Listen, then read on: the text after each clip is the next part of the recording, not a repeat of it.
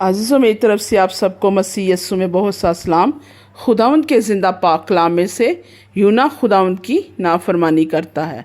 खुदावंद का कलाम यूना बिन अमती पर नाजिल हुआ कि उठ उस बड़े शहर नैनवा को जा और उसके ख़िलाफ़ मुनादी कर, क्योंकि उनकी शरारत मेरे हजूर पहुंची है।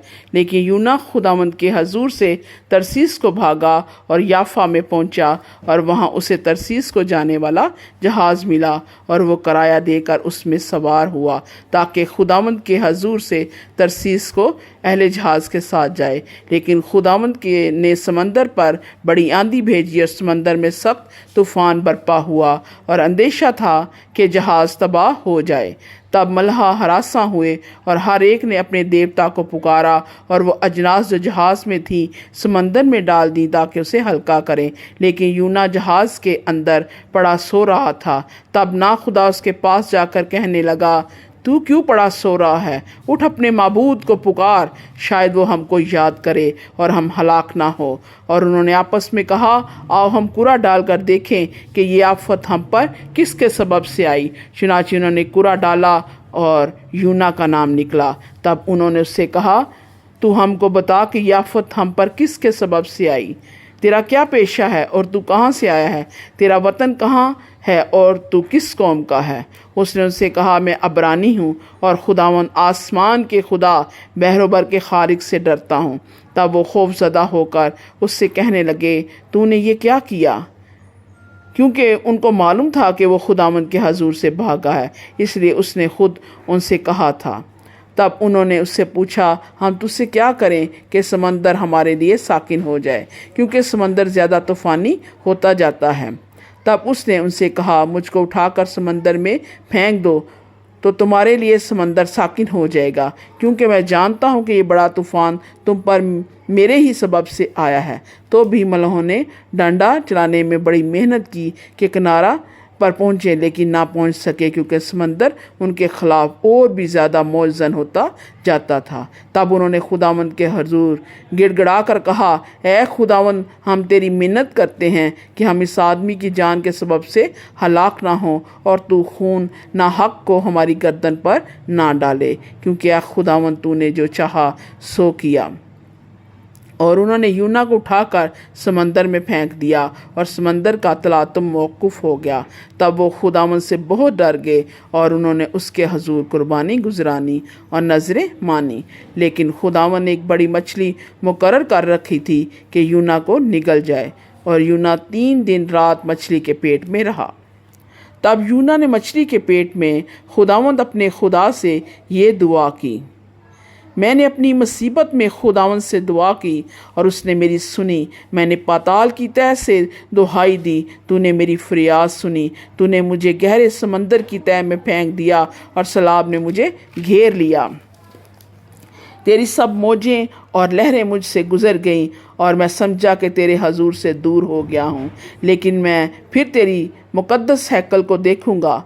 सैलाब ने मेरी जान का मुहासरा किया, समंदर मेरी चारों तरफ था, बहरी नाबात मेरे सर पर लिपट गईं। मैं पहाड़ों की तह तक गर्क हो गया, ज़मीन के अड़बंगे हमेशा के लिए मुझ पर बंद हो गए।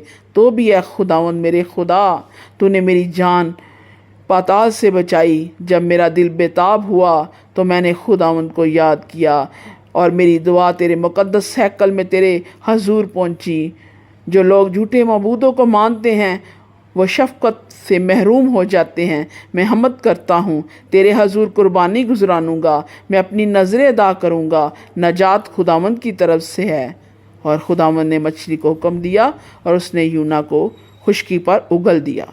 और खुदावंद का कलाम दूसरी बार यूना पर नाजिल हुआ कि उठ उस बड़े शहर नैनवा को जा और वहाँ उस बात की मनादी कर जिसका मैंने तुझे हुक्म देता हूँ। तब यूना खुदावंद के कलाम के मुताबिक उठकर नैनवा को गया, और नैनवा बहुत बड़ा शहर था। उसकी मसाफत 3 दिन की राह थी, और यूना शहर में दाखिल हुआ और 1 दिन की राह चला। उसने मनादी की और कहा, 40 रोज़ के बाद नैनवा बर्बाद किया जाएगा। तब नैनवा के बशिंदों ने खुदा पर ईमान लाकर रोज़े की मनादी की, और अदना वाला सब ने टाट ओढ़ा। और ये खबर नैनवा के बादशाह को पहुंची, और अपने तख्त से उठा और बादशाही लिबास को उतार डाला, टाट ओढ़कर राख पर बैठ गया। और बादशाह उसके अरकान दौलत के फरमान से नैनवा में यह ऐलान किया गया और इस बात की मनादी हुई कि कोई इंसान या हैवान गल्ला या रमा कुछ ना चखे और ना खाए पिए, लेकिन इंसान और हैवान टाट से मलबूस हों और खुदा के हजूर गिरिया जारी करें, बल्कि हर शख्स अपनी बुरी रविश और अपने हाथ के जुल्म से बाज आएँ। शायद खुदा रहम करे और अपना इरादा बदले और अपने कहर शदीद से बाज आए और हम हलाक ना हों। जब खुदा ने उनकी ये हालत देखी कि वो अपनी अपनी बुरी रविश से बाज आए, तो वो उस अजाब से जो उसने उन पर नाजिल करने को था बाज आया और उसे नाजिल ना किया। लेकिन यूना इससे नहायत नाखुश और नाराज़ था और उसने खुदावंद से यूं दुआ की, ऐ खुदावंद, जब मैं अपने वतन ही में था और तरसीस को भागने वाला था, तो क्या मैंने यही ना कहा था? मैं जानता था कि तू रहीम और करीम खुदा है, जो कहर करने में धीमा और शफकत में गनी और अजाब नाजिल करने से बाज रहता है। अब ऐ खुदावंद, मैं तेरी मिन्नत करता हूँ, मेरी जान ले ले, क्योंकि मेरे इस जीने से मर जाना बेहतर है। तब खुदावंद ने फरमाया, क्या तू ऐसा नाराज़ है?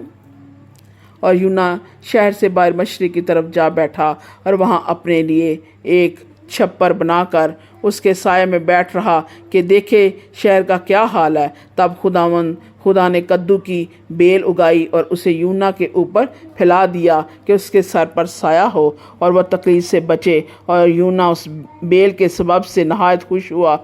लेकिन दूसरे दिन सुबह के वक्त खुदा ने कीड़ा भेजा, जिसने उस बेल को काट डाला और वह सूख गई। और जब आफताब बुलंद हुआ तो खुदा ने मशरिक से लू चलाई और आफताब की गर्मी से यूना के सर में असर किया और वह बेताब हो गया और मौत का आरज़ूमंद होकर कहने लगा कि मेरे इस जीने से मर जाना बेहतर है। और खुदा ने यूना से फरमाया, क्या तू उस बेल के सबब से ऐसा नाराज़ है? उसने कहा, मैं यहाँ तक नाराज़ हूँ कि मरना चाहता हूँ।